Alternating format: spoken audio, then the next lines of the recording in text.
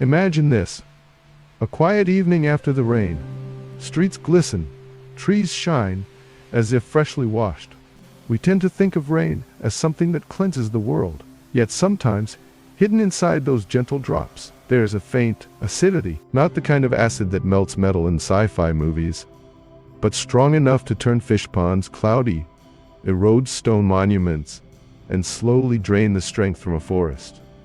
The lesson of acid rain is simple. The sky is shared by everyone. Whatever we burn on the ground, coal, oil, gasoline, doesn't just vanish. It rises, rides the wind, and eventually returns to earth in the form of rain. At its core, rain is still just rain. What makes acid rain different is what it carries. The byproducts of sulfur and nitrogen released from factories, power plants, and heavy traffic. Sulfur dioxide, and nitrogen oxides, rise with hot air, meet water vapor and oxygen high above, and the atmosphere quietly becomes a massive chemical kitchen. Their reactions occur almost instantly, forming sulfuric and nitric acids that blend into the clouds, cooking invisibly day and night. When those clouds release their water, the receipt for that chemistry is printed drop by drop. Pure water has a neutral pH of 7. Natural rain is slightly acidic, around 5.6, because of dissolved carbon dioxide. But in polluted regions, pH can drop to 4. Even 3.5, about as acidic as black coffee or orange juice. It doesn't sound dramatic, but for ecosystems adapted to near-neutral conditions, a shift that small can be devastating. In freshwater lakes, the smallest links break first. Fish eggs fail to hatch, plankton disappear, and the food chain collapses. Acid rain rarely kills outright, it weakens first. Leaves lose their waxy protection, making trees more vulnerable to disease and drought. Soils turn acidic. Roots struggle to absorb nutrients. Calcium and magnesium wash away, while dissolved aluminum poisons plant tissues. Forests don't fall all at once like after a storm. They fade quietly. Thinner canopies, less biomass, weaker soil, disrupted water flow. Cities feel it too. Limestone facades lose detail. Statues blur. Roofs corrode faster. Paint peels sooner. A single storm might not reveal the damage, but over months and years, the wear becomes visible and permanent. The warning signs appeared decades ago. In the 1950s, scientists in Northern Europe noticed lakes in Norway and Sweden turning lifeless. Fish vanished, nearby forests wilted. Roots looked burnt. Tests showed that soil buffers, the minerals that neutralize acid, had been stripped away, replaced by toxic aluminum. The source wasn't local. The pollution came from factories hundreds of miles away. Acid rain forced the world to see that air pollution knows no borders. The sky is one continuous system, regional, even global, and acid rain itself is only the visible part of a larger process called acid deposition. Besides rain, the wet kind, there's also dry deposition, when acidic gases and dust settle onto surfaces between storms. When rain finally comes, that buildup is washed down too, adding to the total acid load the soil, water, and buildings must bear. That's why solving the problem isn't just about measuring pH in rainfall. It's about tracking what happens in dry air as well. Here's the good news. The sky remembers for a long time, but it also forgives quickly. When emissions drop, recovery begins.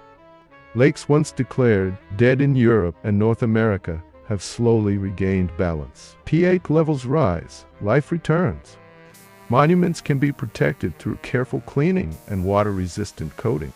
Forests can recover when soils regain their natural minerals through leaf litter and slow weathering of rock.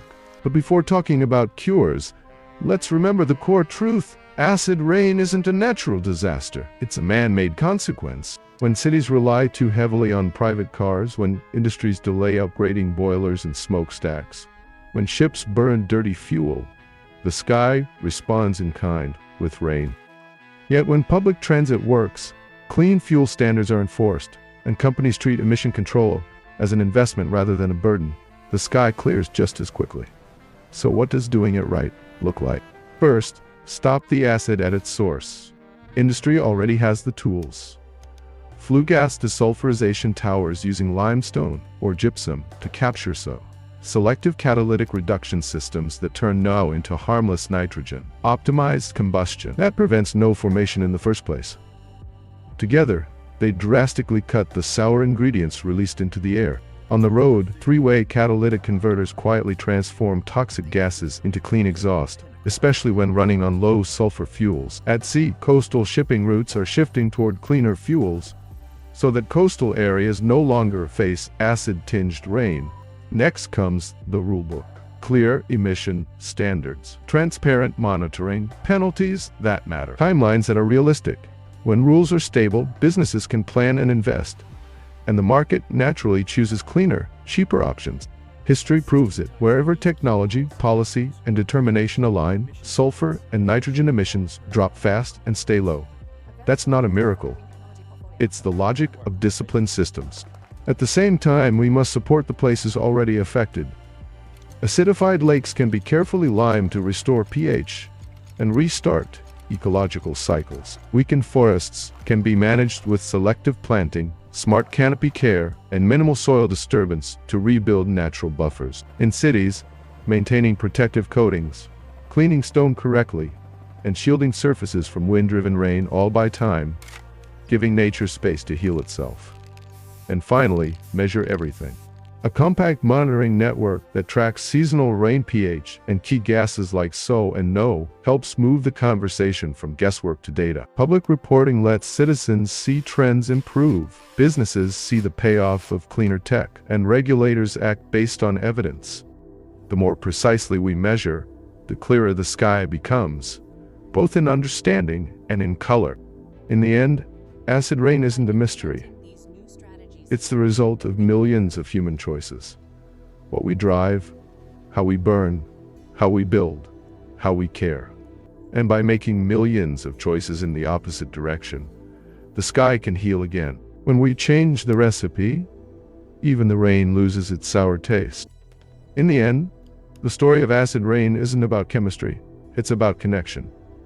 Every cloud is shaped by countless choices made far below it. Every clean drop that falls is proof that change is possible. The sky doesn't hold grudges, it only mirrors what we put into it. If our actions can make the rain burn, they can just as easily make it pure again. The question is never whether the sky will respond. It's how quickly we choose to listen. Every question hides a reason. Every answer reveals a story. If this one made you see the world a little differently, give it a like. And if you want to keep uncovering the hidden why behind our world, hit subscribe and stay curious.